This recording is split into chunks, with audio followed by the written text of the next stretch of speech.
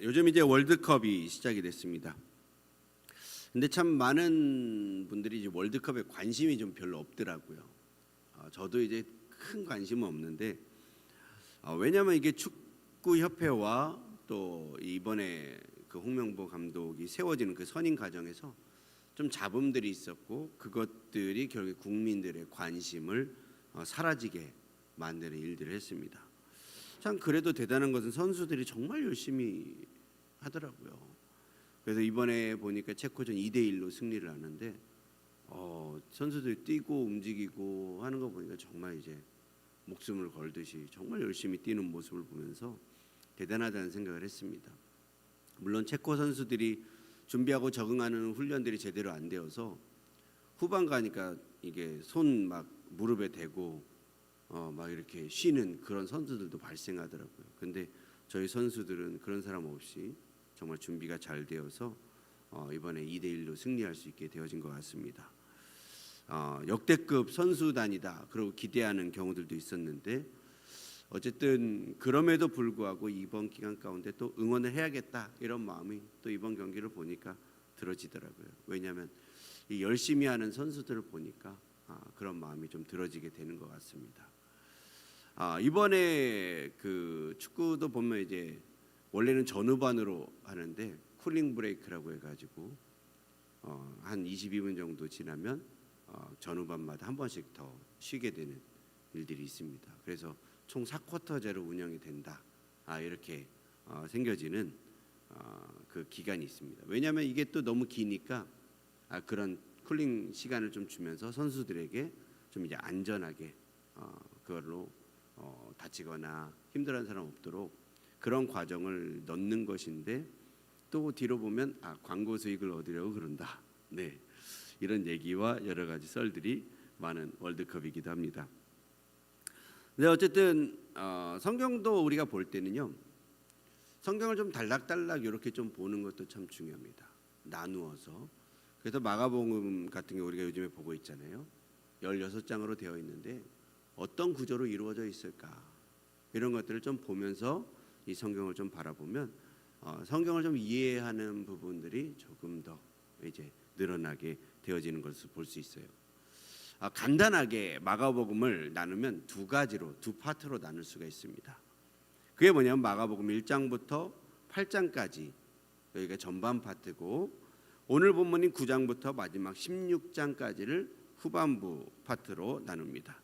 그래서 마가가 1장 1절에 이렇게 이야기하는데 하나님의 아들 예수 그리스도의 복음의 시작이다 이렇게 말한 것처럼 먼저는 전반부에는 무엇을 이야기하냐면 예수가 하나님의 아들이시다, 메시아시다 이거를 이야기하는데 전반부를 1장부터 8장까지 할애하고 있고 9장부터는 이제 그 복음의 사역, 십자가 사역 이것을 좀 이야기하면서 나아가고 있습니다. 그래서 8장 후반부에 보면 베드로가 9장이 넘어가기 전에 예수를 그리스도로 부른 뒤에 예수님께서 무엇을 이야기하시냐면 자신이 십자가 져야 할 것을 이야기하시죠. 그리고 그런 이야기를 듣는 이 제자들의 마음은 가히 좋지 않았을 것입니다. 하지만 예수님은 틈나는 대로 계속 자신의 죽음과 고난에 관해서 이야기하기 시작하시죠.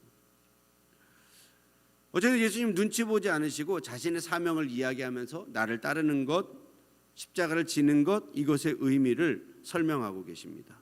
그래서 예수님 전반부 사역 동안 뭐라고 말씀합니다. 나를 따라오너라 라고 이야기하셨고 그래서 불러 모아진 제자들을 향해서 이제는 예수님께서 나를 따르는 게 무엇인가를 자세하게 설명하고 계십니다. 그리고 예수님은 자신이 십자가를 지셨듯이 우리에게도 십자가를 지라고 하십니다. 여러분 이제부터는 십자가의 길에 대해서 계속 말씀을 전해 듣게 될 것입니다. 함께 말씀 안에서 십자가의 의미를 잘 새기며 나아가는 이 시간 되시길 주님의 이름으로 축복합니다. 오늘 본문 다시 한번 읽어보실까요? 2절부터 8절까지 말씀입니다.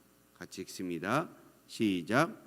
엿새 후에 예수께서 베드로와 야고보와 요한을 데리시고 따로 높은 산에 올라가셨더니 그들 앞에서 변형되사 그것이 광채가 나며 세상에서 빨래하는 자가 그렇게 희게 할 수 없을 만큼 매우 희어졌더라. 이에 엘리야가 모세와 함께 그들에게 나타나 예수와 더불어 말하거늘 베드로가 예수께 고하되 랍비여 우리가 여기 있는 것이 좋사오니 우리가 초막 셋을 쥐때 하나는 주를 위하여 하나는 모세를 위하여 하나는 엘리야를 위하여 하사이다 하니 이는 그들이 몹시 무서워하므로 그가 무슨 말을 할지 알지 못함이더라. 마침 구름이 와서 그들을 덮으며 구름 속에서 소리가 나되 이는 내 사랑하는 아들이니 너희는 그의 말을 들으라 하는지라. 문득 둘러보니 아무도 보이지 아니하고 오직 예수와 자기들 뿐이었더라. 아멘. 오늘 이 말씀을 저희가 2번 읽어봤는데요. 이 말씀, 이 사건을 보면 떠오르는 구약의 사건이 있습니다. 무엇일까요?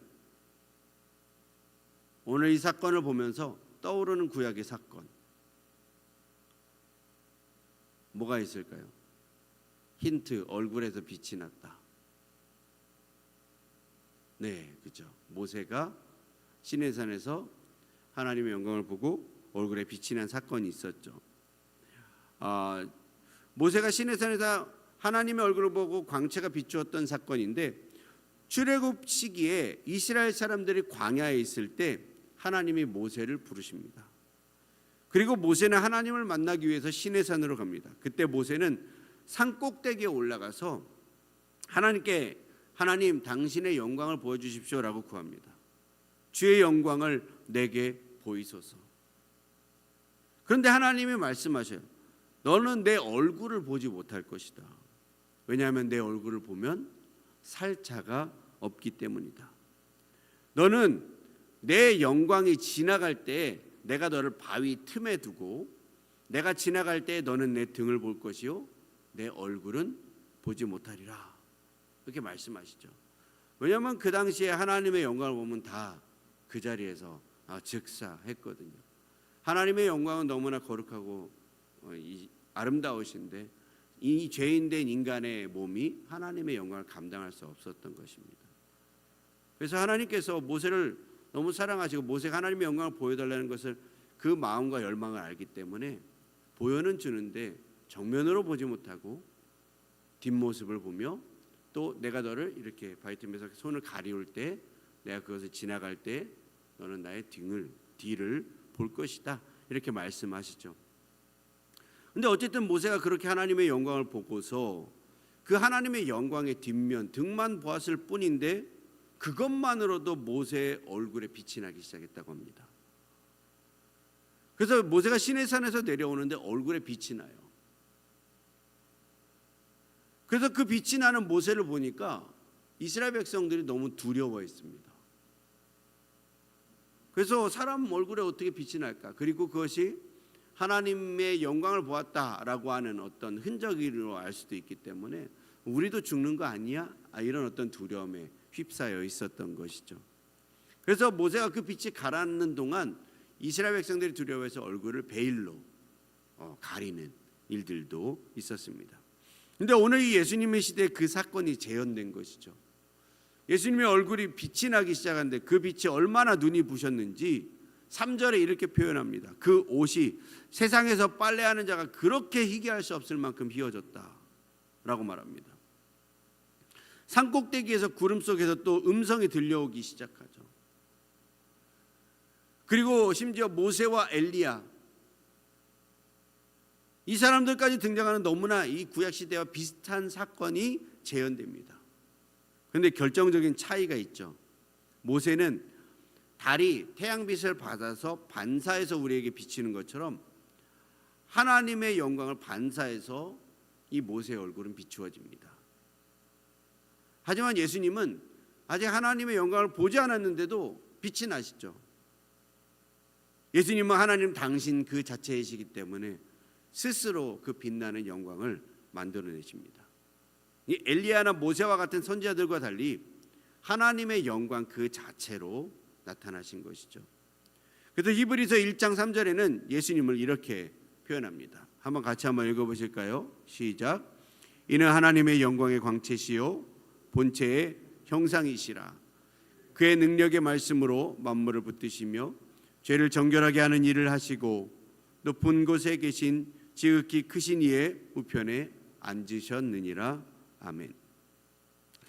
또 시내산과 또 다른 부분은 바로 베드로, 야고보, 요한이 하나님의 영광 앞에 서 있음에도 이들이 죽지 않았다는 사실이죠. 시내산에서 하나님의 영광은 구름의 형태로 강림하십니다. 그래서 이것을요 쉐키나의 영광이다라고 부르기도 했습니다. 그래서 하나님은 구름 가운데서 말씀하셨고 이 쉐키나의 영광은 엄청나게 위험한 일이라는 것을 이스라엘 백성들도 알고 있습니다. 아까도 말했듯이 왜냐하면 죄인으로서 하나님을 본 자는 살 수 없기 때문인 것이죠. 하나님의 영광을 죄인된 우리가 견뎌낼 수 없기 때문인 것입니다. 그래서 베드로도 6절에 뭐라고 말하냐면 두려워했다라고 말하고 있습니다. 베드로의 반응이 두려움이었어요. 우리는 이런 장면을 보면 황홀감을 느낄 것 같다 생각을 합니다.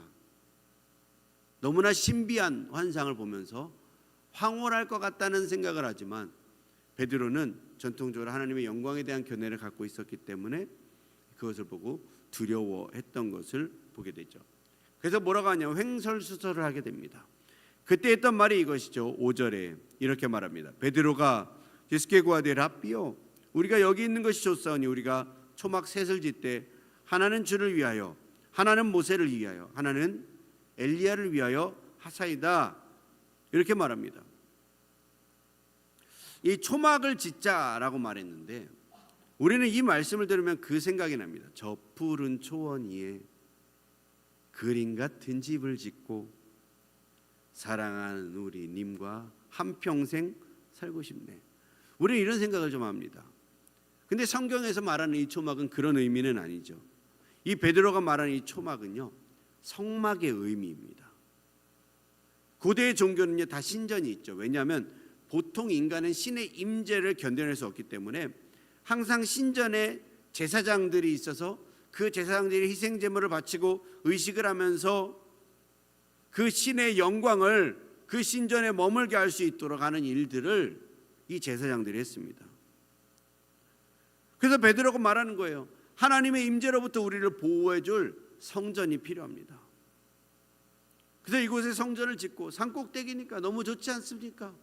여기에 성전 셋을 짓고 하나는 예수님 위해서 하나는 엘리야 하나는 모세를 위해서 우리가 성전을 여기에서 지어놓겠습니다. 이렇게 말하고 있는 것이죠. 하지만 베드로가 이 말을 하자마자 구름이 예수님과 모세와 엘리야를 덮습니다. 그리고는 음성이 들려오죠. 이는 내 사랑하는 아들이니 너희는 그의 말을 들으라. 똑같이 구름이 하나님의 영광이 나타나고 그 음성이 있었습니다. 그런데 베드로와 야고보와 요한이 죽었을까요? 안 죽었을까요? 죽었을까요? 안 죽었을까요? 안 죽었죠. 여러분 원래 이렇게 하나님의 영광을 죄인된 몸으로 보면 죽을 수밖에 없습니다. 근데 왜 이들이 죽지 않았을까요? 그 이유는 예수님 때문인 것이죠. 예수님이 이들과 하나님 사이에 다리의 역할을 해주셨기 때문인 것입니다. 모세가 한 것도 아니고 엘리야가 한 것도 아니고 오직 예수님만이 우리를 하나님께로 인도할 수 있고 더 이상 희생 제물이 필요 없게 단 한 번의 완벽한 제사의 완벽한 제물이 완전한 제물이 되어 주신 것이죠. 가장 위대한 제사장이 되어 주신 거예요. 아마 이들은 어리둥절했을 것입니다.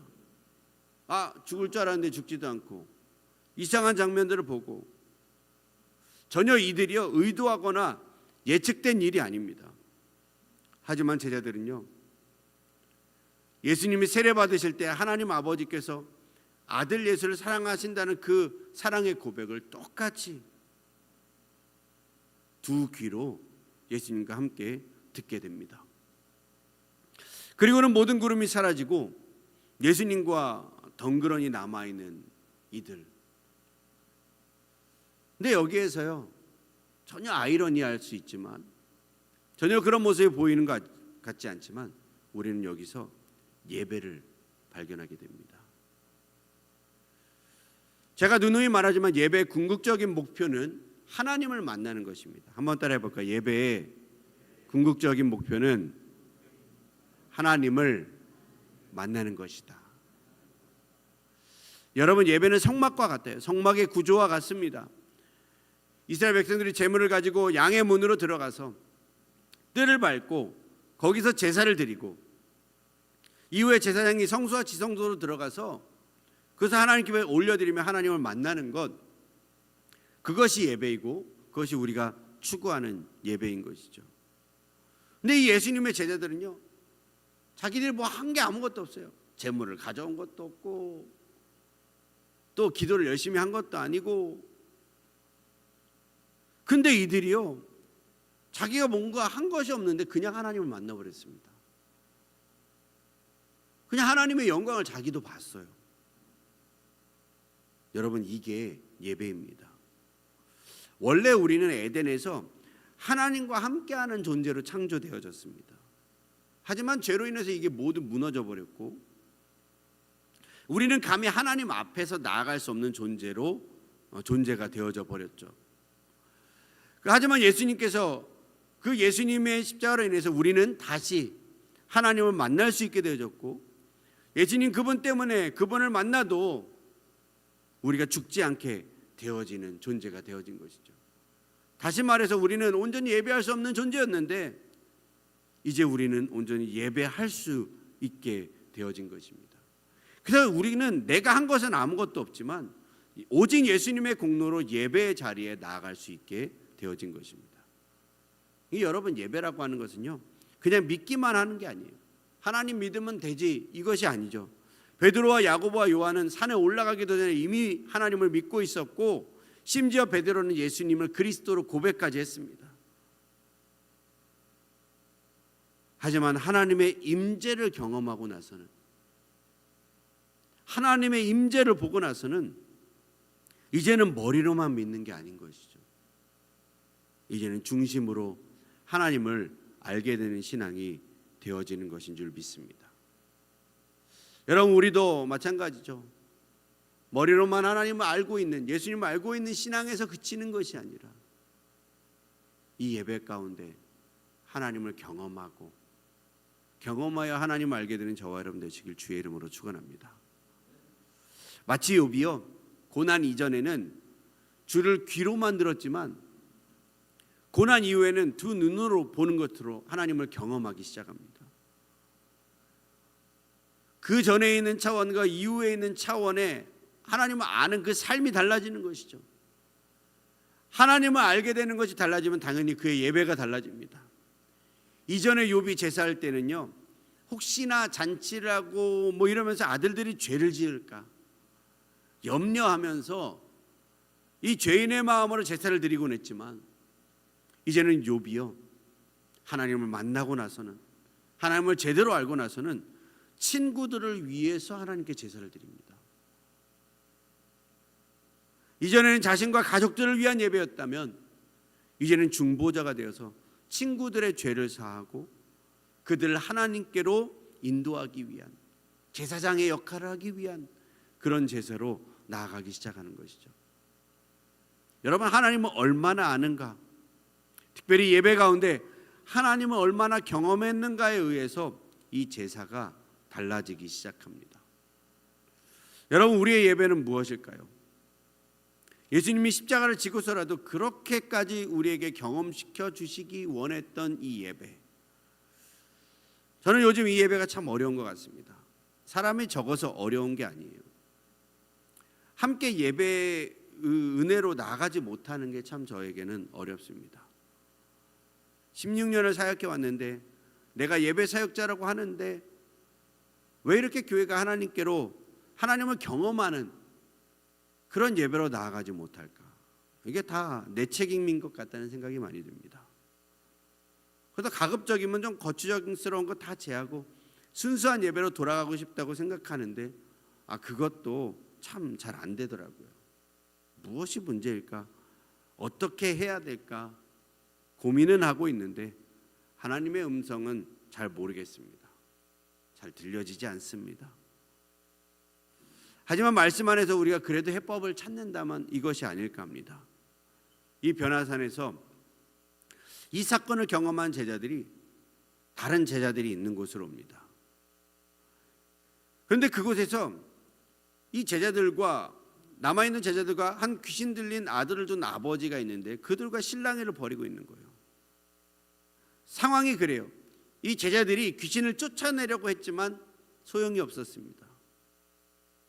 이전의 제자들은요, 예수님의 파송을 받아서 각각 다 국내 선교를 좀 다녀왔는데 그때에도 귀신이 쫓겨나는 일들이 있었거든요.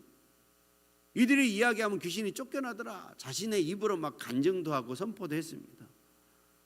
그런데 이번 귀신은 뭐가 그렇게 센 놈인지 안 먹히는 거예요.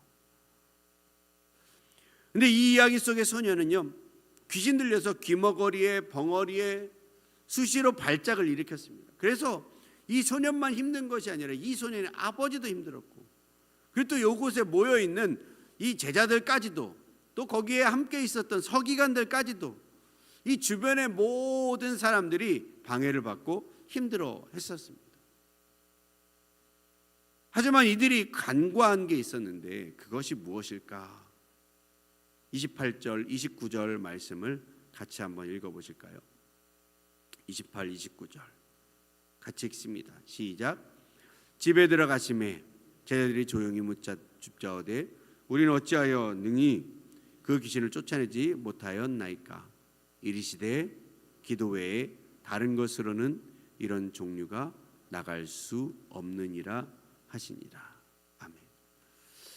여러분, 제자들은요 귀신을 쫓아내기 위해 애를 썼지만 문제는 기도 없이 애를 썼다는 것입니다. 여러분, 왜 기도가 없으면 귀신이 나가지 않을까요? 여러분, 기도는 왜 합니까? 여러분, 기도는요 도 닦듯이 하는 것이 아닙니다. 기도는 내가 할 수 없기에 하나님을 의지한다는 것이죠. 내 능력으로 하는 것이 아니라 하나님의 능력으로 하나님이 일하시기를 구하는 것이 기도인 것입니다. 많은 사람들이요 기도로 하나님을 조정하려고 합니다. 하나님 내 뜻대로 하셔야 돼요. 하나님 내 기도 들어주셔야 돼요. 하지만 진정한 기도는요 시작은 조정으로 할 수 있습니다. 하나님 이거 해주십시오. 기도는 조정으로 시작할 수 있지만 결국에는 복종으로 끝나는 것이 진정한 기도인 줄 믿습니다. 겟세마네 기도를 보십시오. 예수님도 처음에는 하나님의 뜻을 바꾸고 싶어 했습니다. 아버지 하실 수 있거든 이 잔을 내게서 옮기시옵소서. 본인도 그 고난의 잔을 마시고 싶지 않아서 하나님 제발 그 마음 좀 바꿔주십시오. 조정으로 시작했던 그 기도가 하지만 결국 끝이 날 때에는 아버지의 원대로 하시옵소서 복종으로 마치는 것인 줄 믿습니다.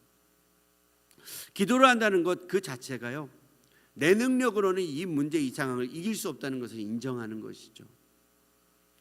이렇게 자신이 아닌 예수님을 의지한다는 그 믿음의 표현이 바로 기도라는 것입니다. 여러분, 변화산에서 하나님을 만난 사람은 결국 산 아래로 다시 내려와서 다시 예수님을 의지하며 살아가는 삶이 되어져야 할 줄 믿습니다. 그리고 그 의지함의 가장 구체적인 모습은 바로 기도라는 것입니다. 아까 우리 강일모 지사님도 교회의 기도가 또 다시 퍼지는 교회 됐으면 좋겠다 이런 어떤 기도의 제목을 가지고 대표로 기도하셨던 것을 보게 됩니다. 사랑하는 여러분, 이 변화산의 예배는 단순한 신비의 체험의 이야기를 이야기하는 것이 아닙니다.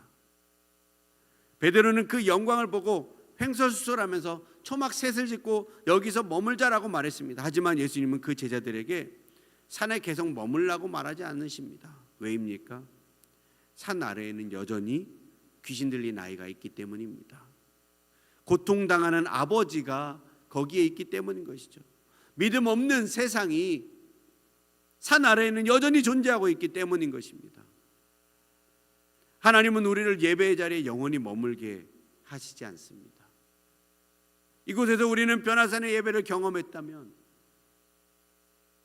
예수님은 우리를 다시 세상으로 파송하시는 것이죠. 근데 문제는 무엇입니까? 제자들은요, 변화산에서는 성공한 것 같았지만 변화산 아래에서는요, 실패했습니다. 왜 실패했을까요? 능력이 없어서가 아닙니다. 경험이 없어서도 아닙니다. 이전에 귀신을 쫓아낸 적도 있습니다. 근데 이번에는 기도가 없었던 것이죠. 기도가 없었다는 말은 예수님을 의지하지 않았다는 말입니다. 자신의 힘으로 무언가를 해보려고 했었다는 말입니다. 변화산에서 하나님을 만난 사람들의 특징은 더 많은 지식을 얻는 것이 아니라 더 많이 기도할 수 있게 되어지는 것인 줄 믿습니다. 내 힘으로는 안 된다는 것을 알기 때문인 것이죠. 예수님 없이는 아무것도 할 수 없다는 것을 알고 있기 때문인 것입니다. 그래서 여러분, 진짜 예배는 예배당 안에서 끝나지 않습니다. 예배 후에 우리의 진정한 예배는 시작되는 것이죠. 월요일에도 화요일에도 삶의 문제 앞에서도 우리는 그렇게 고백하는 것입니다. 주님, 나는 할 수 없습니다. 주님이 하셔야 합니다. 한번 따라할까요? 주님, 나는 할 수 없습니다. 주님이 하셔야 합니다. 이렇게 주님을 의지하는 삶이 바로 예배자의 삶인 줄 믿습니다. 오늘 변화산에 들려오는 하나님의 음성을 우리도 다시 붙들고 나아가길 소망합니다. 이는 내 사랑하는 아들이니 너희는 그의 말을 들으라. 우리가 예수님의 말씀을 듣고 예수님을 의지하고 기도하는 예배자로 살아내기를 주님의 이름으로 축원합니다.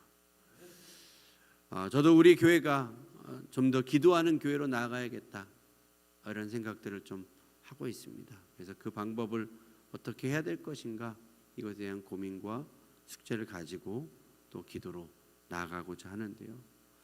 여러분, 우리의 삶 가운데 기도하기 시작할 때 우리의 힘으로 할 수 없는, 우리의 능으로 할 수 없는 그 놀라운 일들을 하나님이 우리 삶을 통해서 이루어 내실 줄 믿습니다. 기도 외에는 이런 이유가 나갈 수 없느니라. 오늘도 이 말씀 안에 주님을 의지하며 나아가시는 저와 여러분 되시길 주의 이름으로 축원합니다. 같이 이 찬양 우리 같이 고백하실까요?